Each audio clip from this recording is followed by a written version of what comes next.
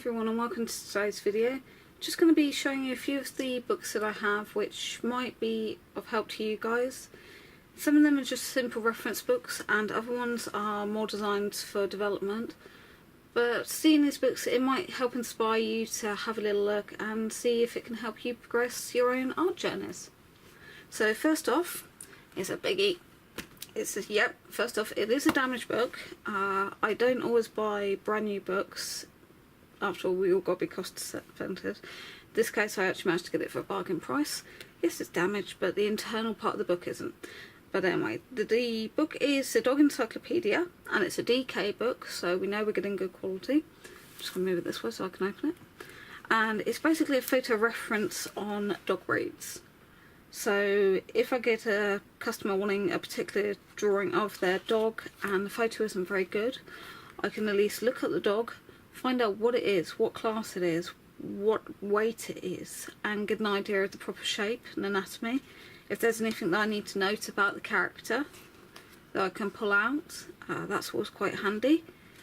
And also I can use it as a reference book. It's normally quite an expensive one. There are other reference books out there that you could use, but it's certainly one that's got tons of information, not just current information but historical information on the breeds.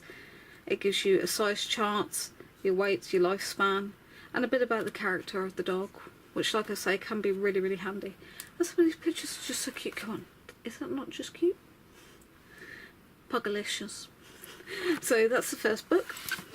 Definitely one that I would recommend. I would recommend for anyone who wants to do creature design, this one, Animals Real and Imagined by Tara Whitlatch. An amazing artist. She's been in the film industry and she does teach. She is a master of animal anatomy,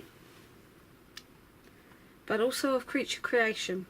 And in this book, it's everything. In fact, it's very difficult to describe because seeing is believing.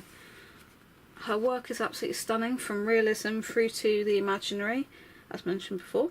But not just realism imaginary, cartoon as well. So you've got a huge amount of different styles and techniques. You've also, though, got the anatomy of the creatures, information, and it is extremely inspirational to read.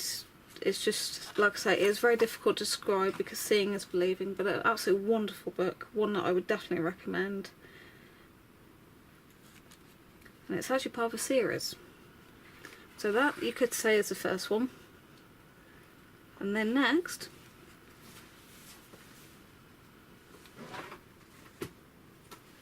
I've got The Science of Creature Design, Understanding Animal Anatomy, also by Tara Whitlatch. This one goes into a bit more detail. That's right, I've just loaded it this way to open it.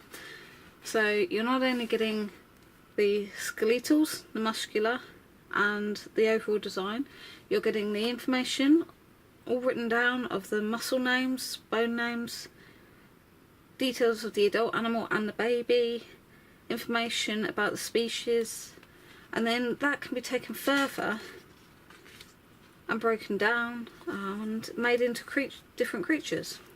We've also not just got normal animals, we've got fishies, we've got dinosaurs, we've got information on biological charts. So there is a scientific reading behind this as well. It's not just all about the drawing of the animal, it's about the story behind them. Key information about horses, which are one of the most difficult things often said to draw. All in different poses, but natural poses, but you can see where the muscles are and such. So another one that I would definitely recommend. There's one of the amazing imagined creatures, but it's not 100% imagined. When you read into the book and you see how they're created from building from real animals, and that's what this whole book teaches you, is about looking at the real animal, say your next door neighbour's cat, or in this case a rhino, and turning it into something brand new. So another one that I would definitely recommend. A beautiful book. I still haven't read it all because I just have to go back and revisit. So you'll always find something new in these books.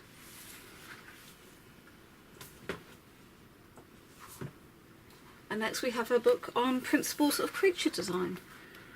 So a few of you might recognise the front cover image. Some of the characters from the course on Tales of Amalthea, which teaches you about creature design. Please look that up online. It is an amazing course and you do seriously learn a lot from it. And once again we go over kind of creature creation and real animals. And in this case we're going through the history of some of the characters, what makes the character what they are. And it's not just about the concept of the character, it's the story behind them, parts of the history, different concept work. Sorry but if there's a bit too much shadow on this one. All different designs. And the thing is, you can't just look because there is so much detail in there. But this book makes you think about how to get that detail there. So if it's speed sketching of birds,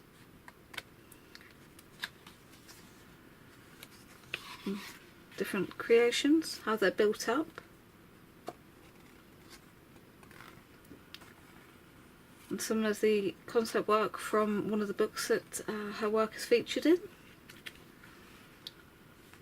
But it's like the other books, they are just absolutely amazing, and you'll find you can look through it once and you'll be looking through again because you will see all different information the second time round. A few of you will recognise that little critter. And even down to Plato reconstruction. So if you're seriously going to do creature design, anatomy or anything like that, these 3 books from Terrell Witch and Latch are really must have. I must say I wouldn't be without them. And because of these books, I know where baby rankles come from. The next book is the Atlas of Animal Anatomy for Artists. I can't really pronounce the writer, but I'm sure you can see the name just there.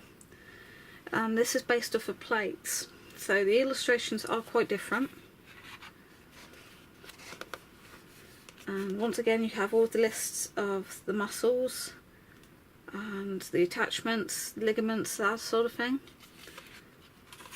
You have a breakdown, simple outline sketches through to detailed etchings, and then you have the muscles, but you almost have 360-degree poses on some of these plates, so you're looking at areas that you normally wouldn't actually see. So in this case the underside of a dog's face, it's not somewhere that you'd normally even think about drawing because you're normally drawing profile or forward facing, but it's areas like that that it makes you think about again and can really help with your angles and making sure you get your muscles right. Once again you've got the front of a line, you've got the back end of a line. It's making you look at the whole animal, not just the sides or the front, and helping you create that 3D image. And it goes through multiple animals, from big cats to bovines, dogs. So it's quite a small book, it's not that many pages, but the plate details themselves are, yeah, well worth a read. And there's even some details about where glands are, bone settings. So definitely another one that I'd go for.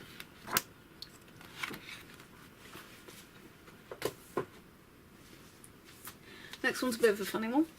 It's Anne Swan's Botanical Paintings. Now, even though I do a lot of creature creation, there goes a pile. Yeah, my room is just full of books.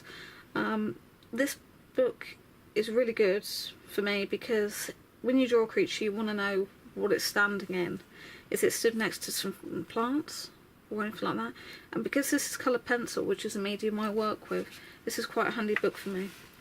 It doesn't just show you how to draw in the colour pencils, and she lists down exactly what pencil she's using, what pen she's using, but how to simplify the drawings, how to set up subjects, how to make sure that the flowers don't die too quickly, how to start your work, where to go. There's loads of hints, tips, how about colour swatching, and a way to use photographs foreshortening, measuring. It's a really, really detailed book. There's a decent balance of writing to photos, and the step-by-step instructions are really nice and simple to understand. She has got some beautiful work, and it's not just all coloured pencil, there is graphite as well. And this is something that I'm hoping myself to go into, is a bit of botanical art. But certainly a really nice book. And it just helps you hone in some other skills on different techniques of how to colour, how to make an image come off of the page. So that's one that it's a very, very nice one. Once again, me and the book sales, I got this one reduced, my local Hobbycraft.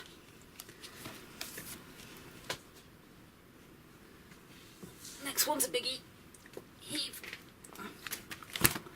This is Human Anatomy for Artists. There are many different versions of this. I should have put a fig leaf on the front, shouldn't I? This one is quite a detailed one. Nearly all the images are done in graphite.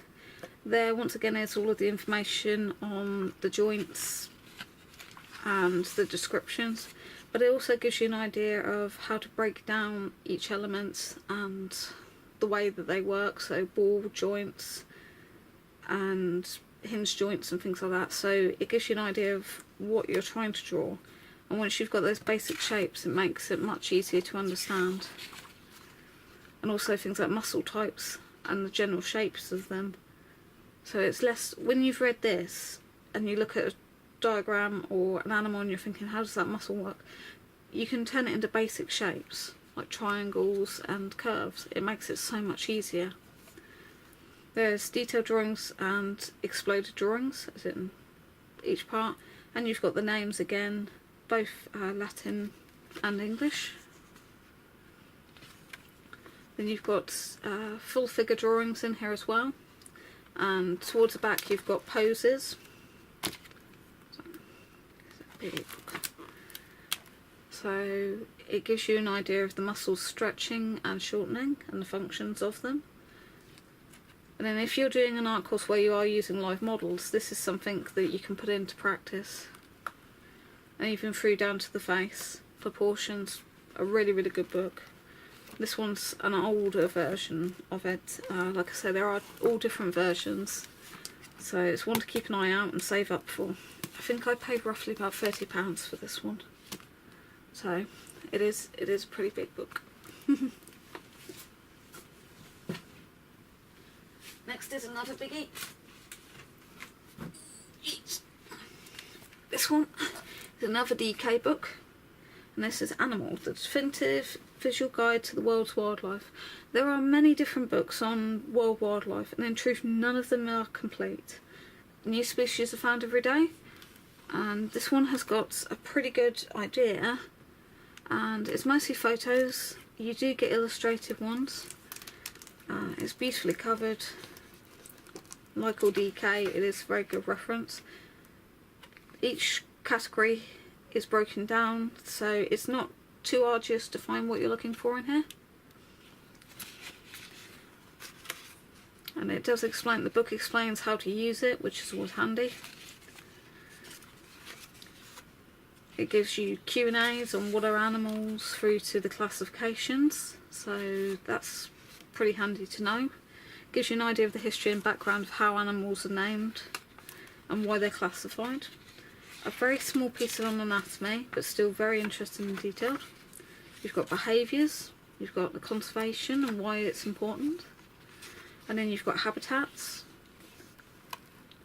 So even from towns and cities through to icy places. I'm going to change that. And then you've got the main source of the book. Each thing comes with a photo, a map to show you where the animal is, its listing, if it's endangered, critically endangered, or not least concern. And not all of the animals do have photos, which is a pity, and the photos are a little bit small. You do on some pages get like a main spread photo or some very key information, but it's very good because if you're looking for a different type of animal, you can at least look in here and say, oh, that looks good, and then go off and look it up online or look it up through a different book. It's also quite handy if you get something in the garden and you're not sure what it is. Mind you, I'd like to see a shark in the garden. But that's a very nice book. Easy to read, nicely laid out, informative, colourful and practical. I mean, the only downside is the size. But then you're getting what you pay for. It does weigh a ton though.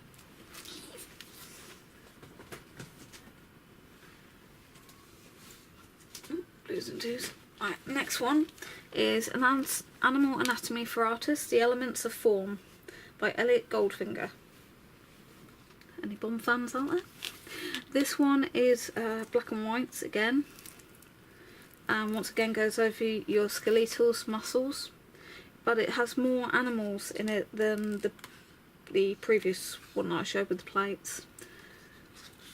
Some of the drawings are much more simplified in the sense of the detail, and it also contains silhouettes, which is quite different.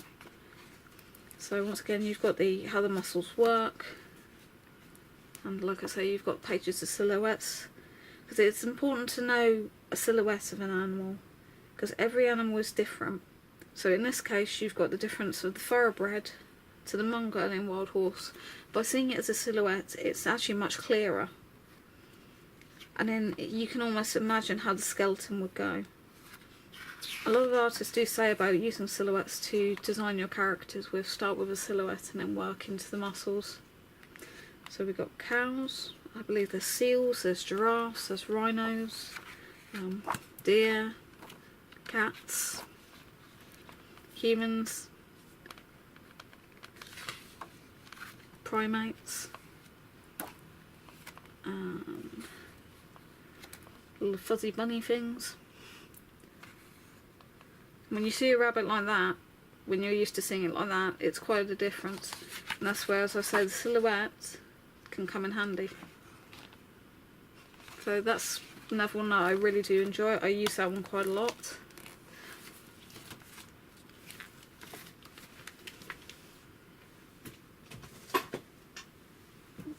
Sorry, Bill, I didn't mean to wake you.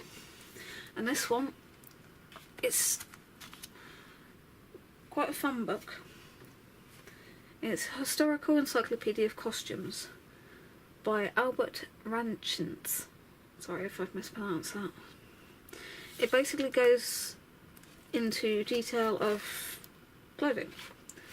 Now if you're doing creature design and your creature is medieval or it does wear clothes and such, this book is quite handy because it gives you an idea of what people wore back in the day. We go from, I believe it's beyond Egypt. It goes back quite a long way, and the illustrations are in some places quite basic. It's almost like plates. In fact, it could be plates. But it goes through basic clothing of what people wore in each of the eras, and even down to military dress, through to native Indians and all of the indigenous peoples around the world. And then you've got the class divide, so you would have what the rich people would be wearing to what the poor people would be wearing. And even though the illustrations are quite basic in a sense, it's something, if you're doing fashion design, or if, as I say, you're designing clothing for a character, you can take it and say to yourself, how would that fit? And you can use the ideas of the colours, the patterning. It's a good book. And you've even got complete lines of hats, hairs, all through how the women would dress, how they would act. And the writing bit explains about each of the clothes function, what the person was doing, what their role was. So that's quite handy to know. And there's some beautiful pieces in here. So in this page you've got the luxury wear for the ladies. I'd love to see some of these outfits. I really seriously would. Someone tell the BBC. So when you're watching TV and you're watching one of those historical dramas or a film, you can look in this book and say, they got that wrong. That wasn't made of that. And as it covers all of the different countries, including the beautiful Scandinavia, it gives you that bit of diversity.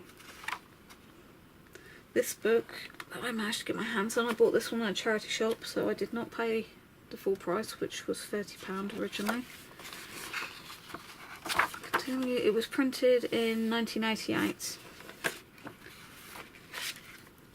I must say, I'm a firm believer that a lot of these older books are very good, and this is one of those. I was lucky enough to see it. I think I only paid a couple of quid for it, because charity shops, and that's where your charity shop comes in. Always have a little look, because you don't have to buy brand new books to get a good book. If they do smell musty, think about it, because a smelly book sometimes isn't pleasant to work with. I recently bought a book that absolutely stunk of cigarettes. I couldn't use it in the house because it was just so bad. So it's in the garage right now, hung up with dried herbs in a bag, and I'm trying to kind of suppress the smell of the cigarettes with herbs, lavender, sage, what else I can ever find. And then the last book for today is Skulls by Simon Winchester. This book for me, I nearly didn't buy it because of what in a sense it represented. It's all to do with a chap's private collection of skulls, and this is almost like a catalogue, but it's not the full catalogue. Now, this chap didn't get his skulls legally sometimes, so I kind of felt guilty about buying the book. But it does explain about the obsession, if you could say, with getting skulls, what he collected. And it was a huge, huge collection, and he was arrested for it, because as many of you know, taxidermy, there are laws around it. You shouldn't go online and just say, oh look, there's a giraffe skull, I'm going to buy that. Getting it into the country, you need to have a taxidermy licence, and some of the animals are covered by CITES. In fact, I think most of them are, and that's illegal protection. So if you do want to get some collections of animal parts and such, either go for replicas, which there are plenty of, or check your laws before you even think of buying anything, because you can be in prison, you can face heavy fines and a lot of trouble. And this goes through from teeny skeletons through to medium animal skeletons. This chap pretty much collected everything. I mean, we've got axolotl skulls, you've got bird skulls, and for drawing or creating new creatures, this book is amazing, because you can take a skull, draw it out, and then add bits on, flesh it out differently, practice your muscles on it. I mean, there's even seahorse skeletons. Is that not just crazy? And there are notes from the collector and from the people who were collecting them, well, during the investigation. There are dog skulls, from the difference, giving a clear difference of the damage the Pekingese skull has had over the years through the inbreeding. And you can clearly see where the nose is causing the fact that the dog can't breathe. And through to the Rottweilers. And then you've got opossums and tapirs, zebras, horses. It's just amazing. And you do have primates in here as well. But there's also a bit of history about the significance and the symbolism of skulls as well. So that's one of my reference books that I do go to when I'm trying to think of a new creature. Some of the skulls in here of the fish, there was a really, really good one. Certain fish, they look like they're from a horror movie. I mean, the iguana ones are quite prehistoric. So it's definitely a very, very interesting book. And who would have thought a python would have so many teeth? So yeah, so that's that book. So that's all of the books for today. I hope that you feel that these could be some of the books that you might like to have a look at. Some of them should be available from your local library, and I definitely recommend checking them out. And the thing is, if you look in a book, you can find inspiration, you might find a new technique. Not everything is online. So I definitely recommend having a look at some of the books and seeing where they take you. But thank you very much for watching this, and I hope you have a lovely day.